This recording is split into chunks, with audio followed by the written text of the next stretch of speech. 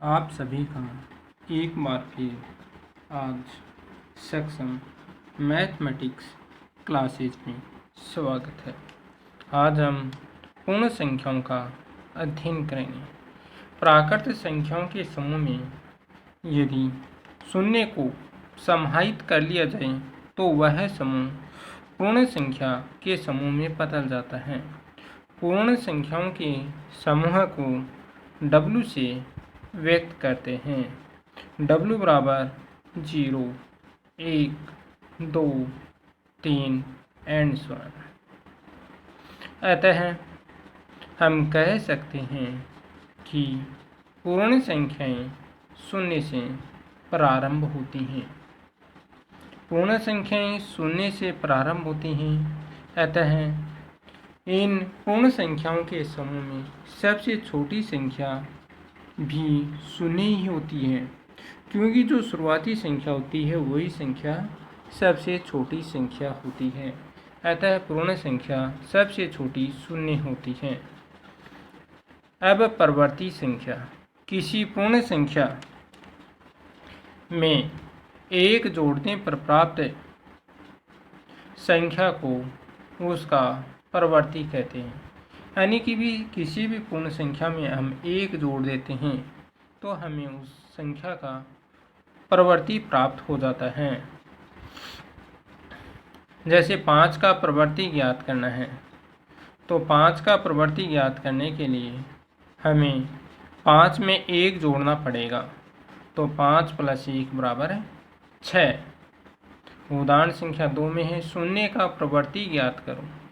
तो इसका प्रवर्ती ज्ञात करने के लिए शून्य में 1 जोड़ा तो हमारे पास 1 प्राप्त हुआ। तो शून्य का प्रवर्ती होता है 1। अतः हम कह सकते हैं कि प्रत्येक पूर्ण संख्या का प्रवर्ती विद्यमान होता है। पूर्ववर्ती संख्या। पूर्ववर्ती संख्या ज्ञात करने के लिए हमें किसी भी पूर्ण संख्या है उसमें से 1 घटाना पड़ेगा। अतः किसी भी पूर्ण संख्या में से 1 घटाने पर प्राप्त पूर्ण संख्या को उसका परवर्ती कहते हैं। जैसे उदाहरण संख्या 3 में है 49 का पूर्ववर्ती ज्ञात कीजिए। तो 49 का पूर्ववर्ती ज्ञात करने के लिए हमें 49 में से 1 घटाना पड़ेगा। 49 में से 1 घटाने पर हमारे पास प्राप्त होंगे 48। अतः 49 का पूर्ववर्ती कितना प्राप्त हुआ? 49 का पूर्ववर्ती हमें 48 प्राप्त हुआ। अतः पूर्ववर्ती ज्ञात करने के लिए हमें हमेशा किसी भी पूर्ण संख्या में से 1 को घटाना पड़ता है। अब शून्य का पूर्ववर्ती ज्ञात कीजिए। शून्य का पूर्ववर्ती ज्ञात करने के लिए जब हम किसी भी संख्या का पूर्ववर्ती ज्ञात करते हैं तो उसमें से 1 घटाते हैं। तो शून्य में से 1 घटाते हैं तो हमारे पास -1 प्राप्त होता है, और -1 है वो पूर्ण संख्या नहीं है। अतः शून्य का पूर्ववर्ती विद्यमान नहीं होता है, यानी शून्य का पूर्ववर्ती विद्यमान नहीं होता है। अब इसके बाद में पूर्ण संख्या का संख्या रेखा पर निर्धारण, यानी पूर्ण संख्याएं होती हैं 0, 1, 2, 3, यानी जो संख्याएं शून्य से प्रारंभ होती हैं वो पूर्ण संख्याएं कहलाती हैं। और इन पूर्ण संख्याओं का हम संख्या रेखा पर निर्धारण किस प्रकार से करते हैं? तो पहले हमें संख्या रेखा खींचनी है, और संख्या रेखा के प्रथम बिंदु होता है जो प्रारंभिक बिंदु है उस पर हमें 0 लिखना है। 0 लिखने के बाद में हमें 0 के दाईं ओर 2 क्रमागत संख्याओं के मध्य निश्चित दूरी लेते हुए आगे की संख्या लिखते हैं, तथा जिस संख्या को संख्या रेखा पर हम प्रदर्शित करना चाहते हैं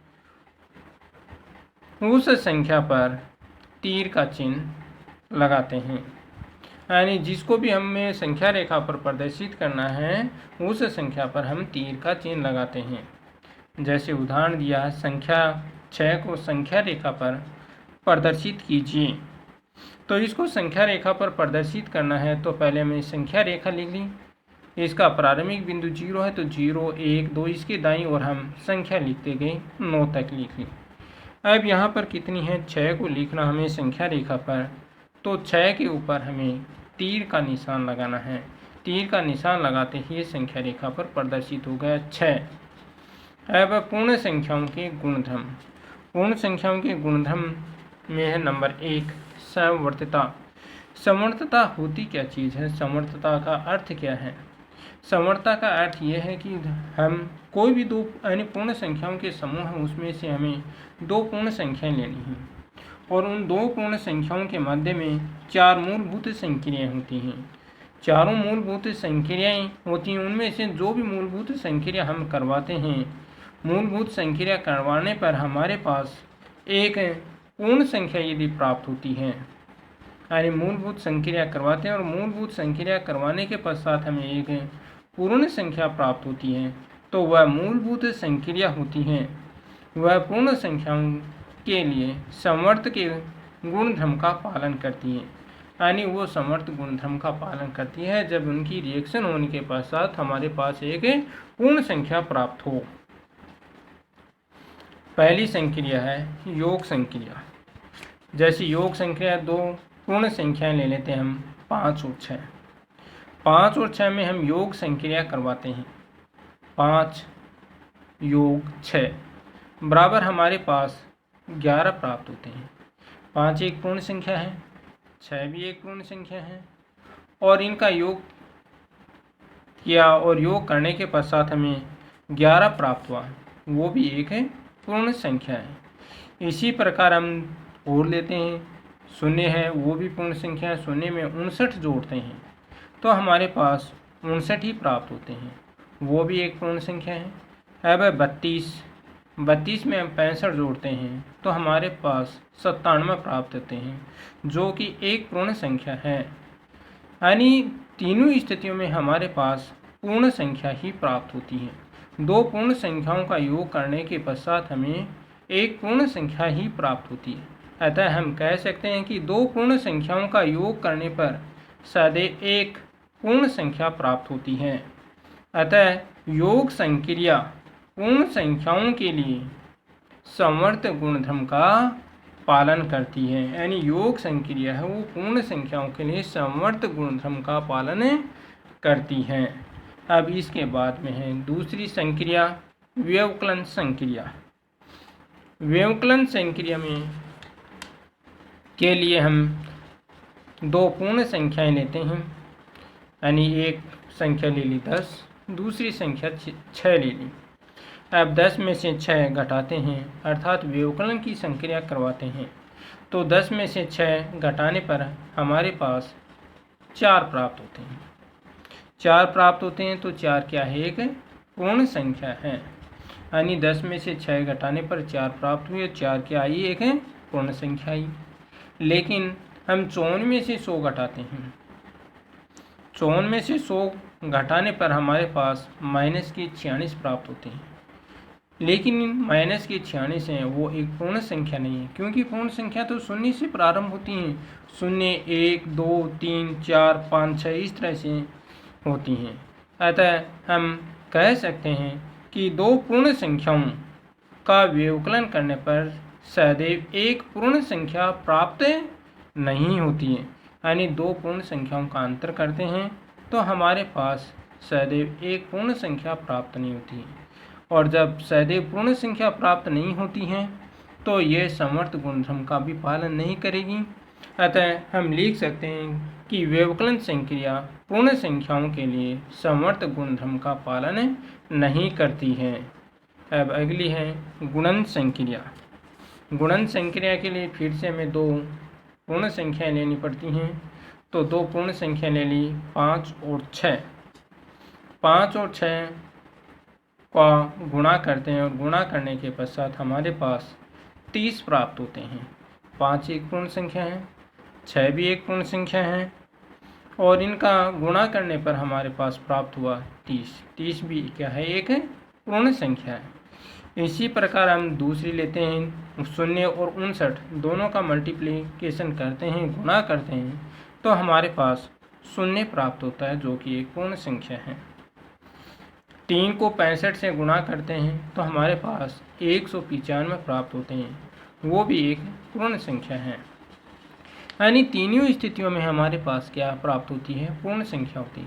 यानी दो पूर्ण संख्याओं का गुणा करने पर हमारे पास कौन सी संख्या प्राप्त हुई? पूर्ण संख्या प्राप्त होती है। अतः हम कह सकते हैं कि दो पूर्ण संख्याओं का गुणन करने पर सदैव एक पूर्ण संख्या प्राप्त होती है। यानी हमेशा एक पूर्ण संख्या प्राप्त होती है और पूर्ण संख्या प्राप्त होने के कारण ही गुणन संक्रिया है वो पूर्ण संख्याओं के लिए समवर्त गुणधर्म का पालन करती है। अतः हम लिख सकते हैं कि गुणन संक्रिया पूर्ण संख्याओं के लिए समवर्त गुणधर्म का पालन करती है। अब इसके बाद में है भाग संक्रिया। भाग संक्रिया है तो दो पूर्ण संख्याएं लेते हैं। मान ली एक पूर्ण संख्या 10 है, दूसरी है 2 है। 10 में हम 2 का भाग देते हैं और भाग देने पर हमें 5 प्राप्त होते हैं। तो 10 क्या है? एक पूर्ण संख्या है। 2 भी क्या है? एक पूर्ण संख्या है। और भाग देने पर जो हमें 5 प्राप्त हुए वो भी क्या है? एक पूर्ण संख्या है। तो 10 में 2 का भाग देने पर हमें 5 प्राप्त होते हैं जो एक पूर्ण संख्या है। लेकिन जब हम 11 में 2 का भाग देते हैं, यानी 11 में कितने का भाग देते हैं? 2 का, तो हमारे पास 5.5 प्राप्त होते हैं। और 5.5 है वो पूर्ण संख्या नहीं है, ये एक दशमलव संख्या है। यानी दोनों स्थितियों में हमारे पास पूर्ण संख्याएं प्राप्त नहीं हुई हैं, अलग अलग प्राप्त हुई हैं। तो हम कह सकते हैं कि दो पूर्ण संख्याओं का भाग करने पर सदैव एक पूर्ण संख्या प्राप्त नहीं होती है। जैसा कि ऊपर देखा, एक में 5 प्राप्त हुए, एक में 5.5 प्राप्त हुए हैं। अतः भाग संक्रिया है वो पूर्ण संख्याओं के लिए समवर्त गुणधर्म का पालन नहीं करती है। यानी भाग संक्रिया होती है वो समवर्त गुणधर्म का पालन नहीं करेगी। अब इसके बाद में है गुणधर्म नंबर 2, क्रम विनिमयता का नियम। और क्रम विनिमयता के नियम में हम अध्ययन करेंगे। देखो, दो पूर्ण संख्याएं हैं, उनके मध्य में 4 मूलभूत संक्रिया होती हैं, वो लगाते हैं। यानी योग, व्यवकलन, गुणन और भागफल। यानी इन चारों संक्रियाओं को लगाने के पश्चात हमारे पास जो परिणाम प्राप्त होता है, और फिर यदि हम इनका क्रम बदलकर उन्हीं दोनों पूर्ण संख्याओं के मध्य में वही मूलभूत संक्रिया लगाते हैं और संक्रिया लगाने के बाद में देखते हैं, दोनों के परिणाम की जांच करते हैं क्रम बदलने से पहले और क्रम बदलने के बाद में, यदि परिणाम है वो समान प्राप्त हो जाता है तो वह मूलभूत संक्रिया पूर्ण संख्याओं के लिए क्रम विनिमय गुणधर्म का पालन करती है। पहली है योग संक्रिया। योग संक्रिया के लिए दो पूर्ण संख्याएं लेते हैं हम, 56 ले ली, दूसरी है वो 33 ले ली। 56 में 33 जोड़ देते हैं, 89 प्राप्त होते हैं। दो पूर्ण संख्याओं के योग से एक पूर्ण संख्या प्राप्त होती है। अब इसका क्रम बदलते हैं। क्रम बदलने पर जैसे पहले 33 बाद में था, अब पहले 33 लिख दिया, तो 33 प्लस 56 दोनों का योग करते हैं तो 89 प्राप्त होते हैं। 89 ऊपर वाली स्थिति में भी हमारे पास 89 प्राप्त हुए और क्रम बदलने के पश्चात भी हमारे पास कितने प्राप्त हुए? 89 प्राप्त हुए। अब दोनों स्थितियों में जांच करते हैं परिणाम की, तो परिणाम कितना प्राप्त हुआ? 89 प्राप्त होता है, जो कि समान है। अतः पूर्ण संख्याओं के लिए योग संक्रिया क्रम विनिमयता के गुणधर्म का पालन करती है। अब इसके बाद में है व्यवकलन संक्रिया। व्यवकलन संक्रिया में दो पूर्ण संख्या लेते हैं, 59 - 53 बराबर हमारे पास 6 प्राप्त हो जाता है। 59 में से हम 53 घटाते हैं तो हमारे पास कितना प्राप्त होता है? 6 प्राप्त होता है।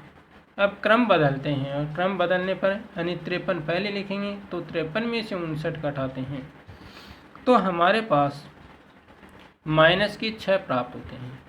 अब देखो, ऊपर वाली क्रिया करते हैं, क्रम बदलने से पहले हमारे पास 6 प्राप्त हुए और क्रम बदलने के पश्चात हमारे पास -6 प्राप्त हुए। दोनों स्थितियों में हमारे पास समान परिणाम प्राप्त नहीं होता है। एक में 6 प्राप्त हुआ है, एक में -6 प्राप्त हुआ। अतः हम लिख सकते हैं, अतः हम कह भी सकते हैं कि पूर्ण संख्याओं के लिए व्यवकलन संक्रिया क्रम विनिमयता के गुणधर्म का पालन नहीं करती है। अब इसके बाद में है गुणन संक्रिया। गुणन संक्रिया के लिए देखते हैं, दो संख्याएं ले ली थी, पूर्ण संख्याएं लेते हैं 56 और 3 ले ली, दोनों में गुणा की प्रक्रिया करवाते हैं तो 56 गुणा 3 बराबर 168 प्राप्त होता है। क्रम बदलने पर पहले 3 है और फिर 56 है, 3 को गुणा करते हैं 56 से तो हमारे पास फिर 168 प्राप्त होते हैं। देखो, क्रम बदलने से पहले और क्रम बदलने के बाद दोनों ही स्थितियों में हमारे पास 168 प्राप्त होते हैं। तो दोनों ही स्थितियों में परिणाम होता है वो क्या प्राप्त होता है? सम्मान प्राप्त होता है। और परिणाम सम्मान प्राप्त होता है, अतः हम कह सकते हैं या लिख सकते हैं कि पूर्ण संख्याओं के लिए गुणन संक्रिया क्रम विनिमयता के गुणधर्म का पालन करती है। अब इसके बाद में भाग संक्रिया। भाग संक्रिया है, दो पूर्ण संख्या ले ली 55, दूसरी संख्या 5। 55 में 5 का भाग देते हैं। 55 में 5 का भाग देने के पश्चात हमारे पास 11 प्राप्त होते हैं, भागफल के रूप में 11 प्राप्त होते हैं। अब की बार क्रम बदलते हैं, क्रम बदलने यानी अब 5 में हमें 55 का भाग देना है। जब हम 5 में 55 का भाग देते हैं तो हमारे पास 0.090909 इस तरह से हमारे पास संख्याएं प्राप्त होती हैं। दोनों संख्याएं देखो, दोनों स्थितियों में भागफल अलग अलग प्राप्त होता है। पहले 11 प्राप्त हुआ था, दूसरी स्थिति में हमें 0.090909 प्राप्त होता है। अतः दोनों स्थितियों में समान परिणाम प्राप्त नहीं होता है। अतः जब समान परिणाम प्राप्त नहीं होता है तो पूर्ण संख्याओं के लिए भाज्य संक्रिया होती है, वो क्रम विनिमयता के गुणधर्म का पालन नहीं करती है। यानी क्यों नहीं करती है? क्योंकि हमने देखा है कि दोनों स्थितियों में हमें भागफल अलग अलग प्राप्त होते हैं। जब भागफल अलग अलग प्राप्त होते हैं तो पूर्ण संख्याओं के लिए भाग संक्रिया क्रम विनिमयता के गुणधर्म का पालन नहीं करती हैं। अब इसके बाद में तीसरा गुणधर्म साहचर्यता का नियम। पूर्ण संख्याओं के समूह में से कोई भी 3 पूर्ण संख्याओं में से पहले प्रथम 2 पूर्ण संख्याओं के मध्य मूलभूत संक्रिया लगाने पर तथा प्राप्त मान की तीसरी पूर्ण संख्या से संक्रिया करने पर जो मान प्राप्त होता है, यानी साहचर्यता के लिए हमें 3 संख्याएं लेते हैं। जो पूर्ण संख्या है उसके समूह में हम 3 संख्याएं लेते हैं। पहले 3 संख्या ले लें, पहले 2 के मध्य में हमें संक्रिया लगानी है। 2 के मध्य में लगाने के बाद में हम तीसरी के मध्य में लगाते हैं। फिर इसके बाद में वही मान, जो मान प्राप्त होगा इसे वही मान अंतिम 2 पूर्ण संख्याओं के मध्य में आप क्या करते हैं, अंतिम 2 पूर्ण संख्याएं हैं उनके मध्य में हमें संक्रिया लगानी होती है। संक्रिया लगाने के बाद में जो मान प्राप्त होता है उसमें प्रथम संख्या पूर्ण संख्या वो जोड़ देते हैं, उनके मध्य में संक्रिया करवा देते हैं और संक्रिया करवाने के बाद में यदि परिणाम है वो सम्मान प्राप्त हो जाता है। यदि परिणाम होता है वो सम्मान प्राप्त होता है और सम्मान प्राप्त होता है तो उसी स्थिति में वो मूलभूत संख्या पूर्ण संख्याओं के लिए साहचर्यता के गुणधर्म का पालन करती है। पहली संक्रिया है योग संक्रिया। तो योग संक्रिया के लिए देखते हैं 3 + 2 + 6। 3 और 2 में हम पहले लगाते हैं योग संक्रिया तो हमारे पास 5 प्राप्त होता है। 5 में 6 जोड़ते हैं और जोड़ने पर हमारे पास 11 प्राप्त होते हैं। अब क्या करते हैं, अब हम अंतिम 2 प्राकृत संख्याओं के मध्य में मूलभूत संक्रिया लगाते हैं। जो ऊपर योग संक्रिया लगाई थी अभी भी हमें योग संक्रिया ही लगानी है, लेकिन अब हमें अंतिम 2 के मध्य में लगानी है। 2 और 6 के बीच में लगाई तो संक्रिया लगाने के पश्चात हमारे पास कितना प्राप्त हुआ, 8। तो 3 + 8 बराबर है 11 प्राप्त हो जाते हैं। अतः हम लिख सकते हैं कि 3 + 2 + 6 बराबर 3 + 2 + 6, यानी दोनों ही स्थितियों में हमें परिणाम है वो समान प्राप्त होता है। देखो 11 ही प्राप्त हुआ पहली स्थिति में और दूसरी स्थिति में भी हमें 11 प्राप्त हुआ है, तो इसलिए हम दोनों पक्षों को हम बराबर लिख देते हैं। अतः हम क्या कह सकते हैं? अतः हम कह सकते हैं कि प्राकृत संख्या है वो योग संक्रिया के लिए, यानी योग की संक्रिया है उस संक्रिया के लिए साहचर्यता के गुणधर्म का पालन करती है। अब इसके बाद में व्यवकलन संक्रिया। व्यवकलन संक्रिया के लिए देखते हैं तीन संख्याएं लेते हैं। 45 - 21 - 20। 45 में से 21 घटाते हैं तो हमारे पास 24 प्राप्त हुए। 24 में से 20 घटाते हैं तो हमारे पास 4 प्राप्त हो जाते हैं। अब पुनः 45 - 21 - 20, पहले हमें संख्या 21 - 20 के बीच में करनी है, तो 21 और 20 के मध्य में व्यवकलन संक्रिया करते हैं तो हमारे पास 1 प्राप्त होता है। और 45 में से 1 घटाने पर हमारे पास कितने प्राप्त हुए? 44 प्राप्त हुए। पहली स्थिति में हमारे पास 4 प्राप्त होते हैं, दूसरी स्थिति में हमारे पास 44 प्राप्त होते हैं, यानी दोनों मान क्या होते हैं? बराबर नहीं प्राप्त होते। यानी पहली स्थिति में 4, दूसरी स्थिति में 44, तो दोनों मान हैं वो बराबर नहीं है। जब दोनों मान ही बराबर नहीं हैं तो ये साहचर्यता के गुणधर्म का पालन नहीं करती है। तो हम क्या लिख सकते हैं? जो व्यवकलन की संक्रिया होती है, व्यवकलन की संक्रिया में हमें साहचर्यता के गुणधर्म का पालन नहीं होता है। क्यों नहीं होता है? क्योंकि जब हम ये संक्रिया लगाते हैं तो हमें भिन्न भिन्न मान प्राप्त होते हैं। अतः हम लिख सकते हैं व्यवकलन संक्रिया साहचर्यता के गुणधर्म का पालन नहीं करती है। अब इसके बाद में है गुणन संक्रिया। गुणन संक्रिया के लिए देखते हैं 3 संख्याएं ले ली, 3 पूर्ण संख्याएं लेते हैं, 15, 6 और 3। 15 और 6 के मध्य में हम गुणन संक्रिया लगाते हैं। 15 और 6 का गुणा करते हैं, गुणा करने के बाद में हमारे पास कितने प्राप्त होते हैं? 90 प्राप्त होते हैं। और 90 को अब 3 से गुणा करते हैं तो हमारे पास 270 प्राप्त होते हैं। अब पुनः 15 × 6 × 3, तो अब हम प्रक्रिया करते हैं 6 और 3 के मध्य में गुणन प्रक्रिया करते हैं। 6 और 3 का जब हम गुणा करते हैं तो हमारे पास 18 प्राप्त होते हैं। अब 15 और 18 हैं, इन दोनों का गुणा करते हैं तो हमारे पास कितने प्राप्त होते हैं? 270 प्राप्त होते हैं। दोनों स्थितियों में देखते हैं, ऊपर वाली स्थिति में भी 270, नीचे वाली स्थिति में भी 270 प्राप्त हो गए। अतः हम लिख सकते हैं 15 × 6 × 3 बराबर 15 × 6 × 3। तो हम कह सकते हैं, क्या कह सकते हैं? इस रिजल्ट पर आ गए हम कि प्राकृत संख्या होती है वो गुणन संक्रिया के लिए, यानी गुणा की संक्रिया है उसके लिए साहचर्यता के गुणधर्म का पालन करती है। अब इसके बाद में भाग संक्रिया।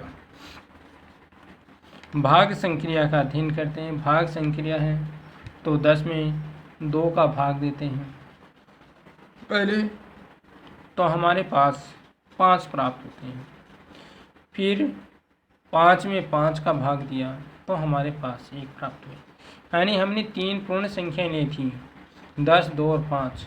तो पहले कोष्टक वाली प्रथम 2 के मध्य में क्रिया की थी, तो 10 में 2 का भाग दिया 5, फिर 5 आया, 5 में 5 का भाग दिया 1 प्राप्त हुआ।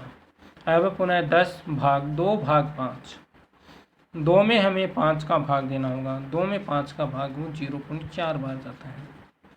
अब 10 में 0.4 का भाग देते हैं तो हमारे पास 25 प्राप्त होते हैं। अब देखते हैं ऊपर वाली स्थिति में भागफल 1 प्राप्त हुआ, नीचे वाली स्थिति में हमें भागफल कितना प्राप्त हुआ?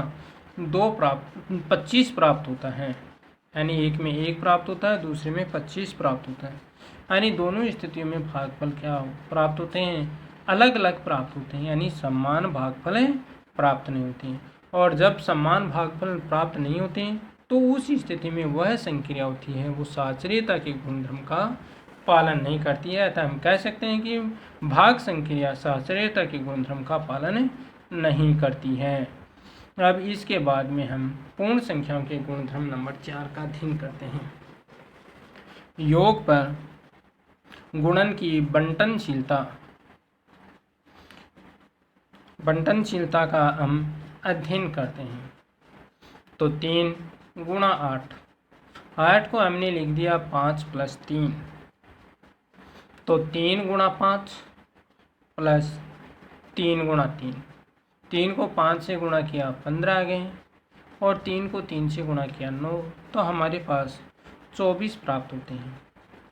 जब हम सिंपल गुणा करते हैं 3 को 8 से, तो हमारे पास 24।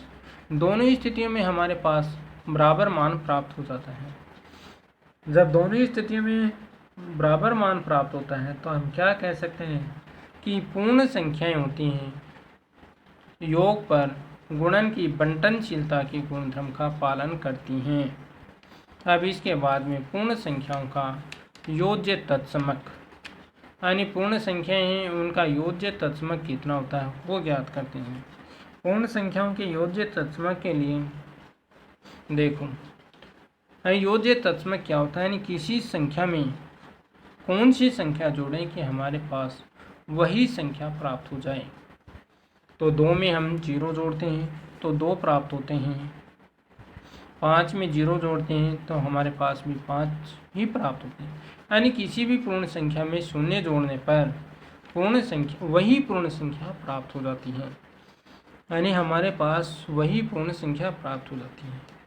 और योज्य तत्समक का अर्थ होता है उससे क्या होता है, अब ये शून्य है, ये इसका योज्य तत्समक हो गया।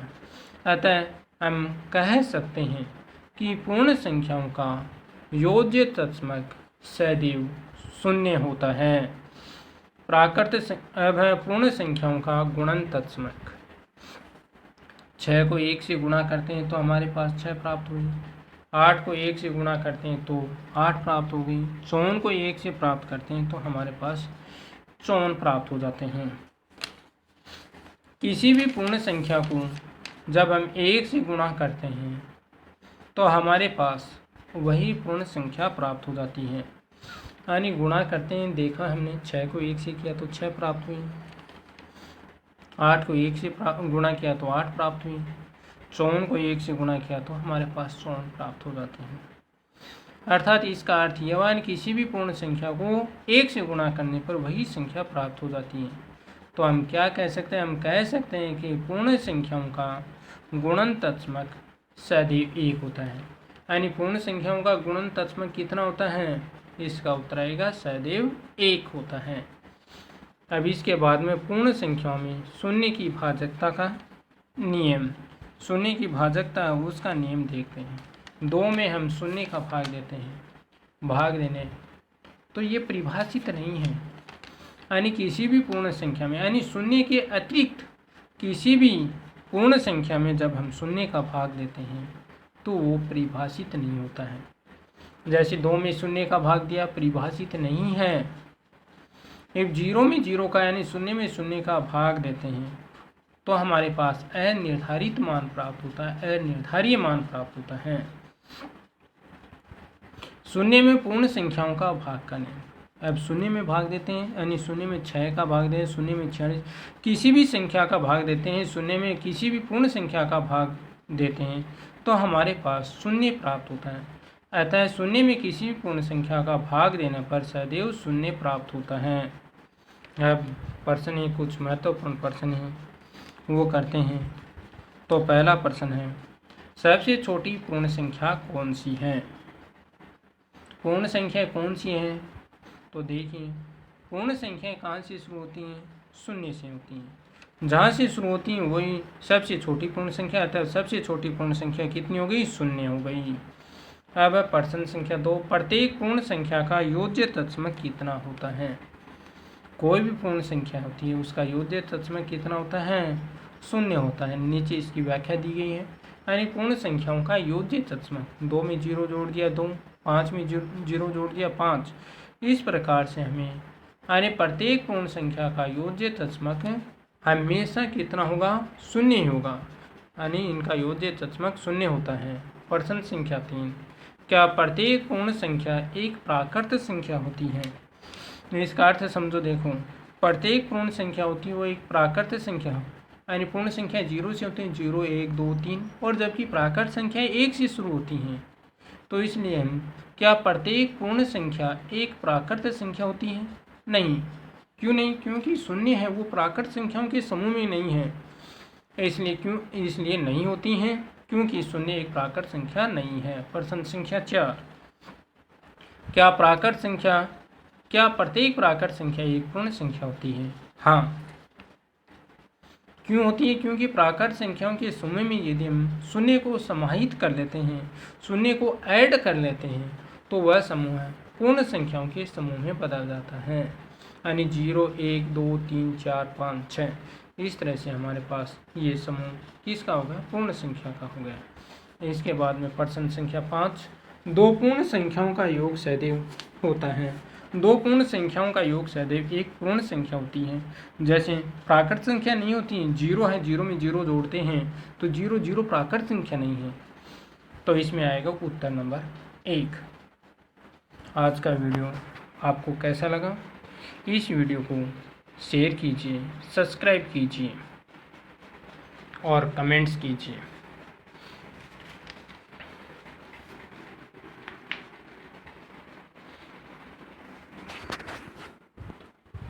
वीडियो को सब्सक्राइब करना न भूलें, कमेंट्स करें, शेयर करें और वीडियो को सब्सक्राइब ज़रूर करें। सक्षम क्लासेज मैथमेटिक्स।